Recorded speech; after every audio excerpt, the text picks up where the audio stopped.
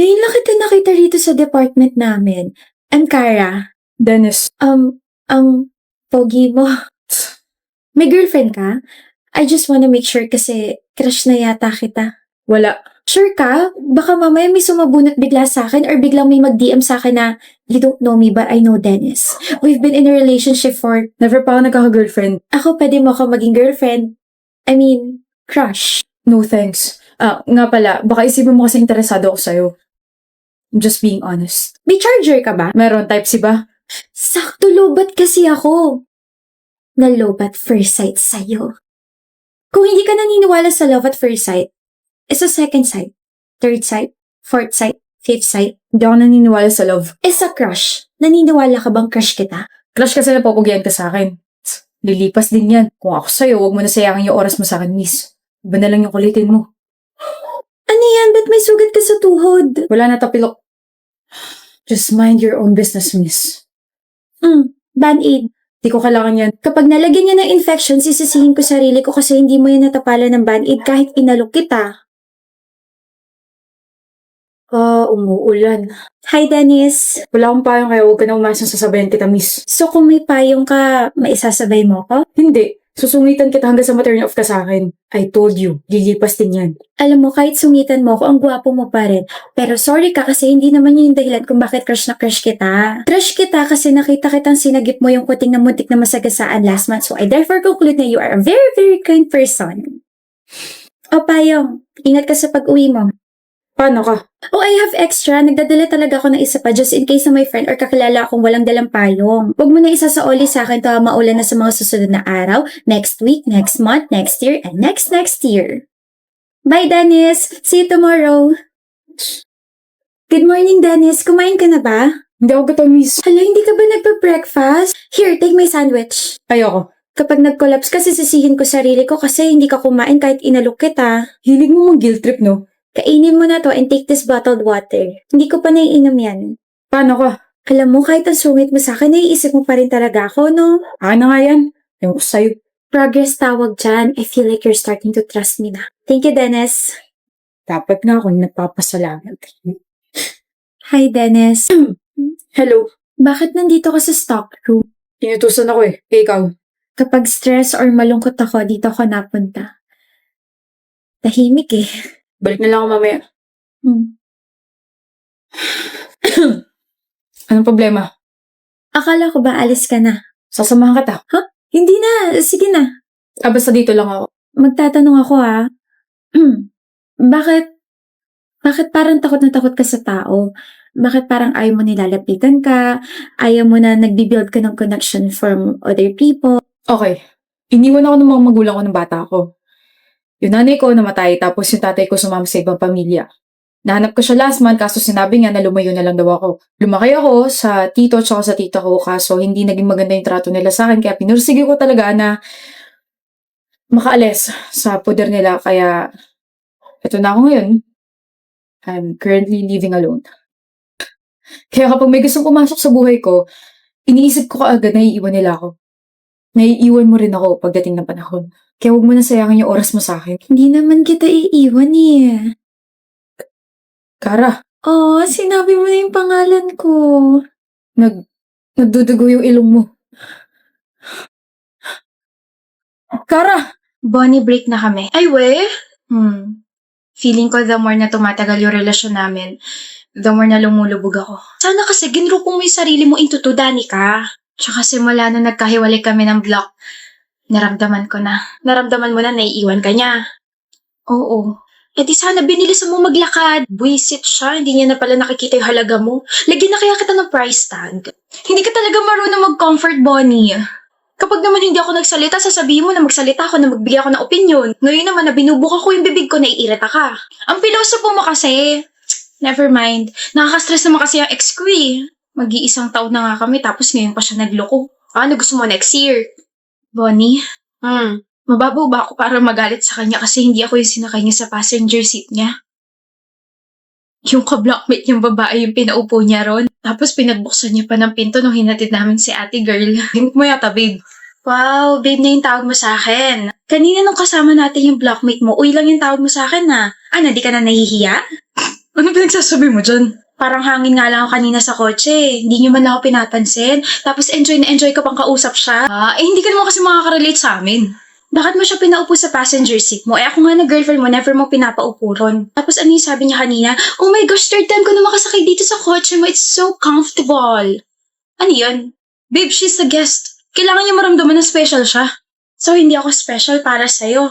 You're a different case. Kaya rin pala pinagbuksan mo siya ng pinto kanina. Ano ba, Danica? Different case din ba yung nasa lunch date tayo tapos bigla mo siyang pinaupo tapos kayo na yung nagkwentuhan? This is nonsense. You like her, Lauren. May gusto ka sa blockmate mo. Gusto ko siya. Okay na? Sira ulong Lauren. Ayun, yun yung nangyari. Alam mo kasi, Danica, minsan yung mga maliliit na bagay pa yung mas nakakasakit ng damdamin natin. Yung mga ginagawa ng mga partners natin sa ibang tao, yun pa yung gusto natin gawin nila sa atin. Pagbuksan tayo ng pinto, offeran tayo ng jacket kasi nilalamig tayo, i-update tayo sa mga bagay na ginagawa nila, kwentuhan tayo ng mga random na bagay. Alam mo, lahat yan never niyang ginawa sa akin. Lahat yan ginawa niya sa ka-blockmate niya. Alam mong ayokong umiiyak ka sa harap ko kasi naiiyak din ako pero pagbibigyan kita ngayon, Danica. Sige lang. Iiyak mo lang hanggang sa wala nang lumabas na luha. Ilabas mo lahat ng hinanakit mo. This will be a long process pero sinisiguro ko sa'yo, everything will be okay. Gigising ka na lang one day, hindi na masakit. Di mo na siya iniisip, di mo na siya kailangan, di mo na siya miss, hindi mo na siya mahal. Nawala ka ng pakialam sa mga bagay na konektado sa kanya. Take your time to process everything. Hindi mo kailangan mag-guilty kasi nag-break kayong dalawa. Hindi mo kailangan sisihin niya sarili mo kasi nagloko siya. No. Wala kang kasalanan, Danica, okay? Wala kang kasalanan.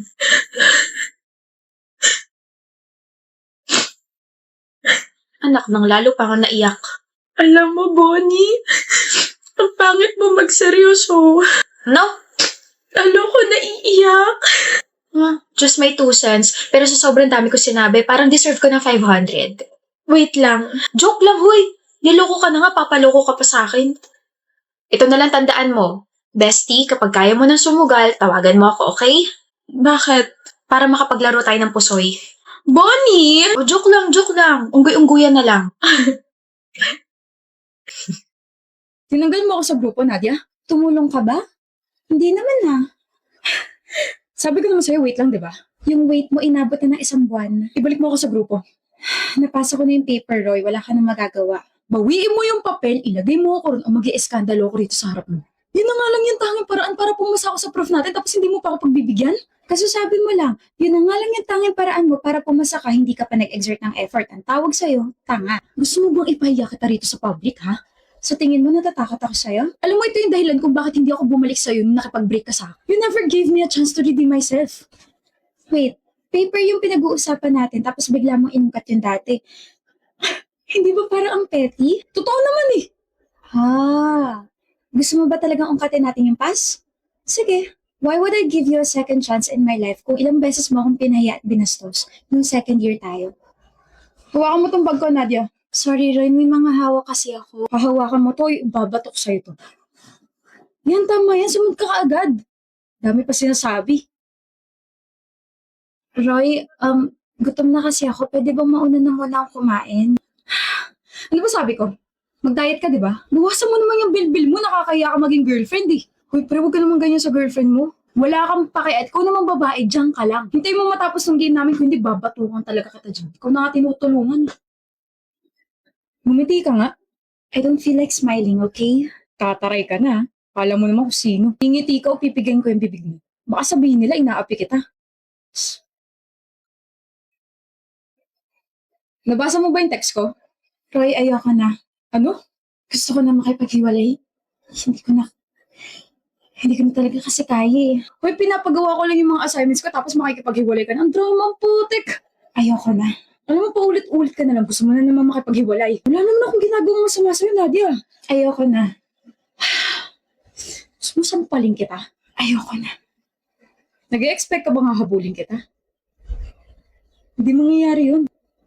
Sabagay, madali ka lang naman palitan eh. Ano mo, bahala ka na sa buhay mo. Kakasawa ka. Makapagsalita ka naman dyan, akala mo pinagbuhatan kita ng kamay? Hoy, never kitang sinaktan physically. Never dumapo tong kamay ko sa mukha mo. Hindi nga physically, pero you gave me so much trauma dito sa utak ko. Di sana nakipaghiwalay ka kaagad, ginusto mo rin eh. Sinubukan ko naman, di ba? But every time na sinasabi kong gusto ko makipaghiwalay sa'yo, puro threats yung lumalabas dyan sa marumi mong bibig. Kasalanan ko ba sensitive ka? Pasalamat ka na lang na tumapang ka dahil sa akin. Hindi ka naman ganyan dati. Sabi mo, salamat Roy kasi nasaktan mo kaya naging cold akong babae. Salamat Roy kasi dahil sa'yo marunong na akong idikit yung personal life ko sa mga projects and stuff kaya nadadamay ka sa katangahan ko. Para kang sirang makina sa dami mong sinasabi. Ano ka mo? Pasalamatan kita kasi naging ganito ko. Kung may pasasalamatan ako, sarili ko yun. Kasi imaginein mo I was in a very toxic relationship to the point na bumaba yung self-confidence ko, self-esteem ko. Hindi ako marunong magdesisyon para sa sarili ko. Takot na takot ako sa'yo pero I managed to release myself from you. Nabuo ko yung sarili ko gamit yung sarili ko lang. Alam mo, Roy, nung nakipaghiwalay ako sa'yo, umiyak ako. Umiyak ako sa tuwa.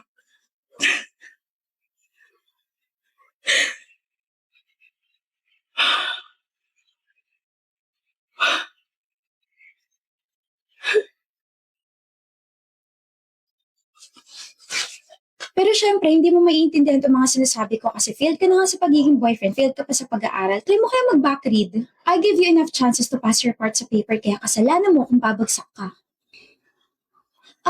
Mas okay if lagyan mo na lang ng tape yung bibig mo. Less talk, less mistakes.